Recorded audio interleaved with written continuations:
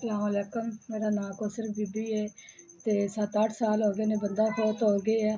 तो बच्चा मेरा छोटा जिहा होटल ते काम करता है। 2 बच्चियां अपने घर वालियां विआहियां ने ते बड़े औखे सौखे वक्त गुजारने आ। काम लोकां ते करदी ही हुण हुंदे कोई नहीं, मेरे कोल बीमार रहनी आ। बेटा छोटा लै वे होटलां तों ते कुछ खा लीदा नहीं कि बड़ी औखे आ, महंगाई है, कोई खाण नूं लभदा नहीं, बड़े औखे वक्त गुजारने आ पे।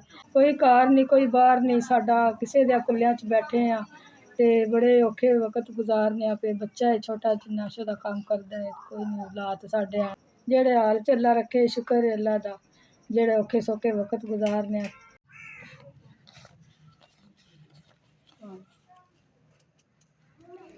अल्लाह सोहना चोखा दे तुहानू, तुसां गरीबां दी मदद कीती है, माड़े बंदे आ ते अल्लाह सोहना तुहानू इन्ना कु दे, चोखा दे मालक सच्चा, बच्चों दी खैर करे, तुहाडी खैर करे, मतलब चोखा दे, इन्ना कु दे तुहानू अल्लाह सोहना कि तुसी जेहड़ा ना गरीबां दी होर मदद करो।